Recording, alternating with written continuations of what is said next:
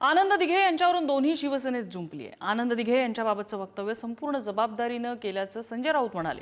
आनंद दिघे यांनी कधीही गद्दारी केली नाही, त्यांचं नाव घेण्याची शिंदेंची लायकी नाही असं राऊत म्हणतात। तर संजय राऊतांना सामनाच्या संपादकपदी ठेवून उद्धव ठाकरेंनी राऊतांना लायकी दाखवून दिली असं प्रत्युत्तर शिंदेंच्या शिवसेनेचे खासदार नरेश म्हस्केंनी दिलंय। शिवसेनेच्या उभारणीत आदित्य ठाकरेंचंही योगदान नाही, मग आदित्य ठाकरेंचा फोटो बाळासाहेबांच्या शेजारी का लावता असा प्रश्न केंद्रीय राज्यमंत्री प्रतापराव जाधवांनी विचारलाय।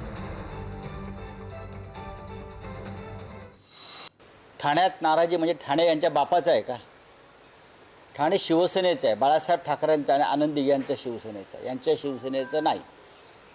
मी अत्यंत जबाबदारीनं कालचं विधान केलं आहे आणि त्याच्यामुळे ज्यांना मिरच्या लागायच्या आहेत त्या लागलेल्या आहेत। गद्दारांनी, निष्ठावंत, देशभक्त आणि महाराष्ट्र धर्माचं पालन करणाऱ्या धर्मवीर आनंद दिघे यांचं नाव घ्यायचं त्यांना अधिकार नाही आहे। हे त्यांच्या नावाचं राजकारण करतात। आनंद दिघ्यांनी आमच्या कधी शिवसेना विकली नाही। व्यापाऱ्यांना, बिल्डरांना, शहा मोदी यांच्यासारख्या राजकीय व्यापाऱ्यांच्या पायावर हे टेमेनेकाच्या बाहेर टपोरी करणारे सगळे पोर आहेत।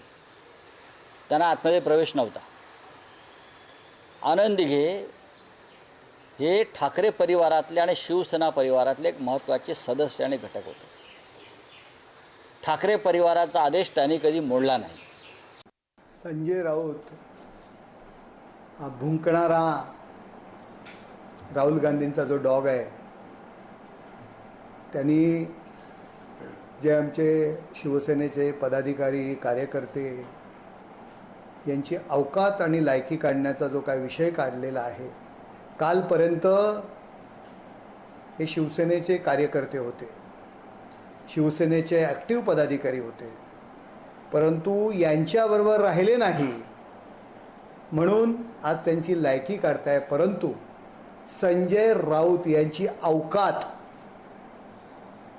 संजय राऊत यांची लायकी, यांची पात्रता ही उद्धव ठाकरे यांनीच दाखवून दिलेली आहे।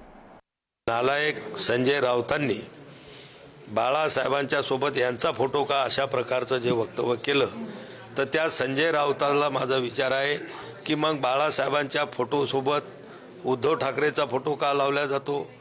आणि त्यातल्या त्यात आदित्य ठाकरे की ज्याचं शिवसेनेसाठी कवडीचं सुद्धा योगदान नाही, अशा आदित्यचा सुद्धा फोटो बाळासाहेबांसोबत लावला जातो। तर मग उद्या ते संजय राऊत हे फोटो हटवणार आहेत का?